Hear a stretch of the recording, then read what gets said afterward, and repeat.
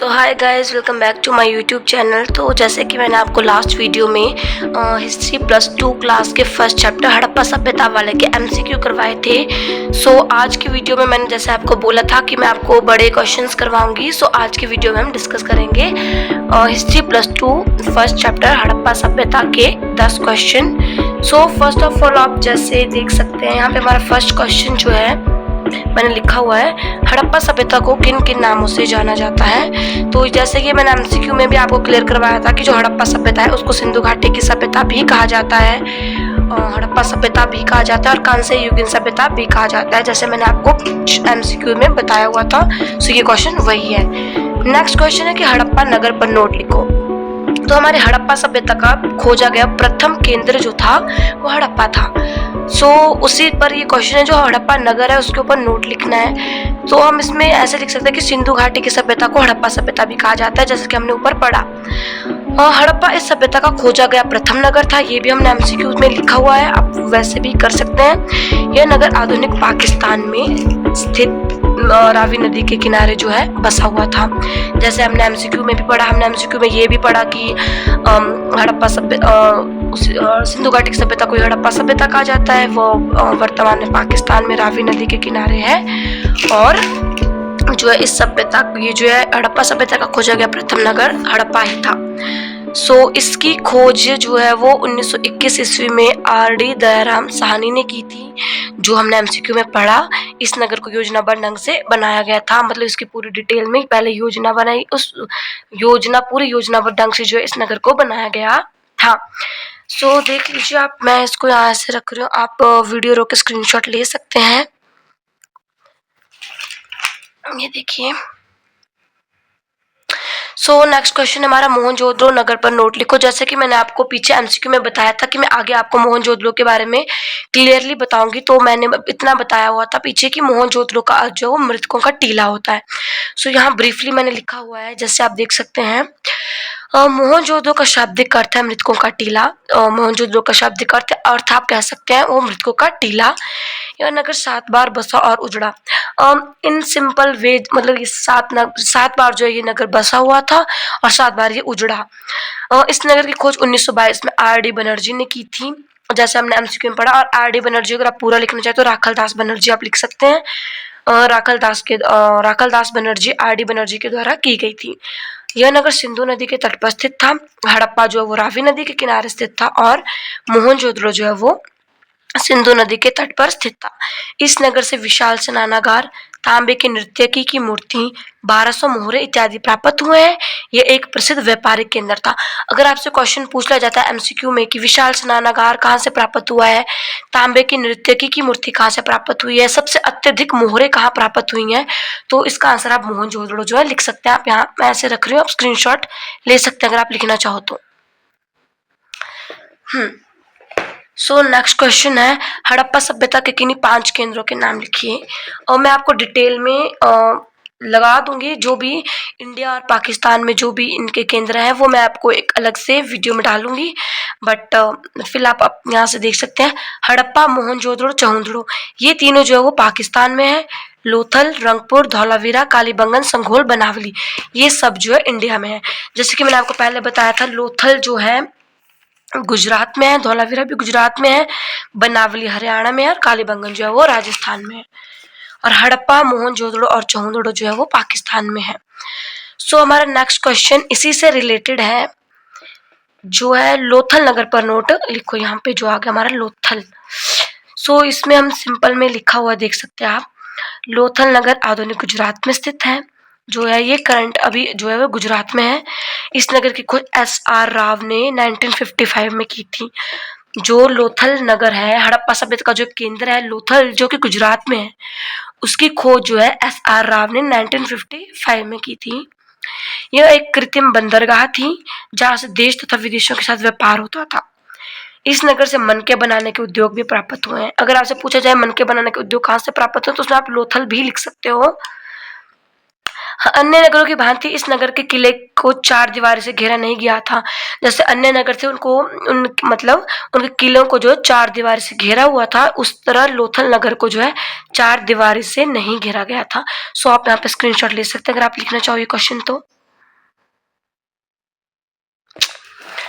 So next question है हमारा, कालीबंगन नगर पर नोट लिखो। जैसे कि हमने एमसीक्यू में पढ़ा कि कालीबंगन काली चूड़ियों के कारण प्रसिद्ध था और ये राजस्थान में है। तो यहाँ भी वैसे ही लिखा हुआ है मैंने कि देख सकते हैं आप, कालीबंगन नगर आधुनिक राजस्थान में स्थित है। इस नगर से काले रंग की चूड़ियां बनाई जाती थी, इसलिए इस नगर का नाम कालीबंगन पड़ा। और इसकी खोज जो है 1953 में की गई थी और ये जो की थी वो ए घोष ने की थी। ठीक है, तो आप देख सकते हैं, आप स्क्रीनशॉट ले सकते हैं अगर आप लिखना चाहो तो।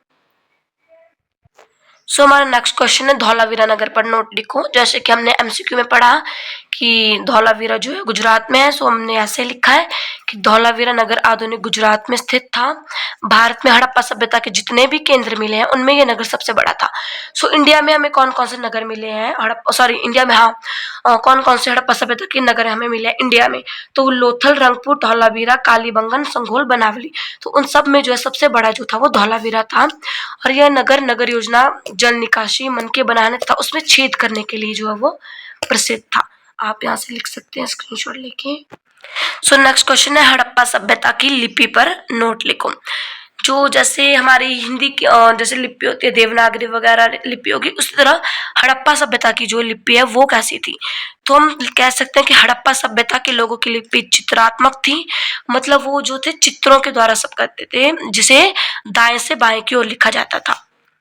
दाएं से बाएं मतलब इस साइड से इस साइड को लिखा जाता था, ऐसे ऐसे ऐसे, दाएं से बाएं। और इसमें वर्णों की संख्या 400 के करीब थी, एग्जैक्ट नहीं बट 400 के करीब, लगभग 400 थी। इस लिपि को आज तक कोई भी विद्वान नहीं पढ़ पाया।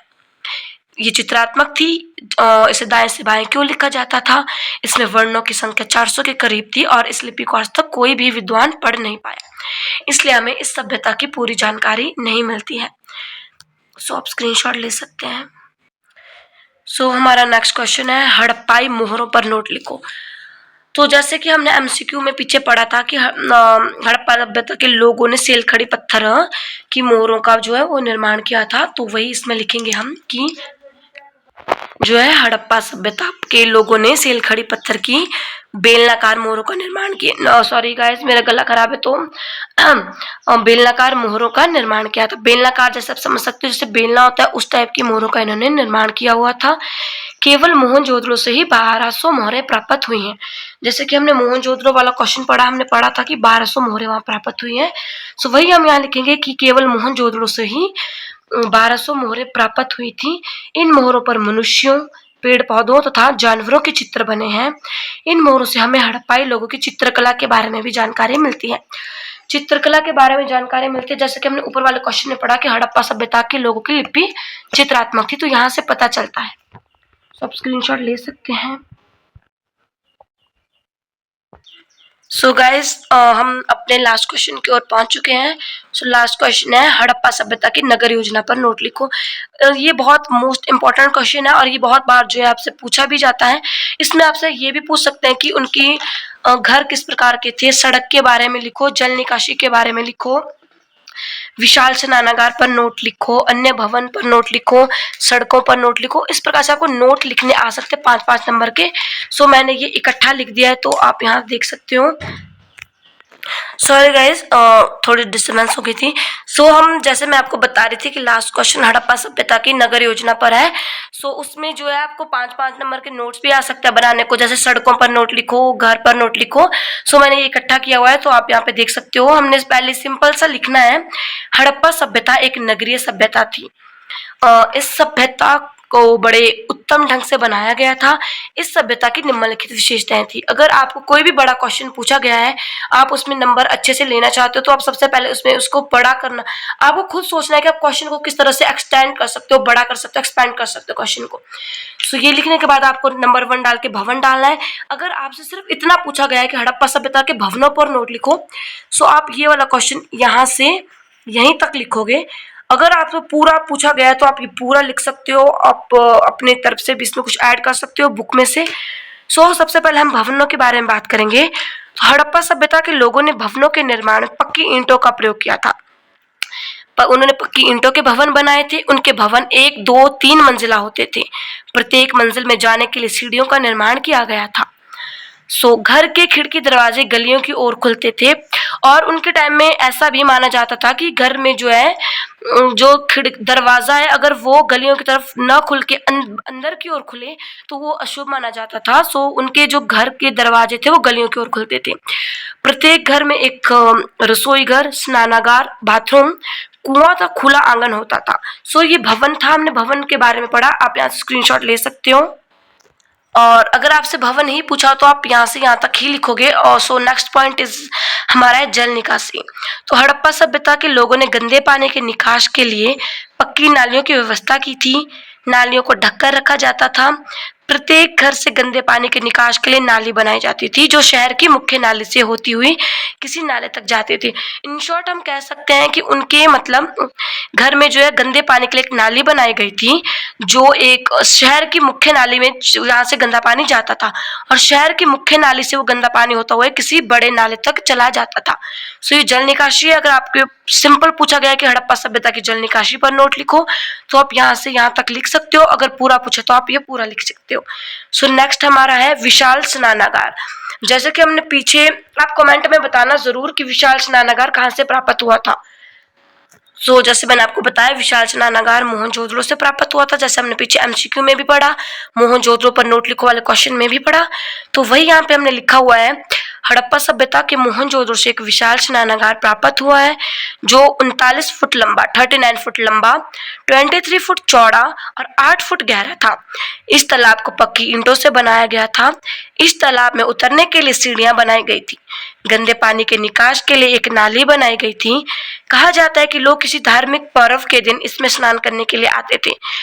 सो जैसे आप कह सकते हो कोई भी अच्छा पर्व हो उस टाइम वो उस स्नानागार में नहाने के लिए जाते थे। सो बेसिकली मैं आपको एक अपना यहाँ का बताऊं, मैं हिमाचल मंडी से बिलोंग करती हूँ। तो जैसे हमारे यहाँ अप्रैल में एक मेला लगता है जिसे हम, सॉरी गाइज मैं नाम भूल गई थी, सो मारकंडा, हमारे यहाँ पे जैसे रिवालसर में भी जाते हैं, मारकंडा भी है।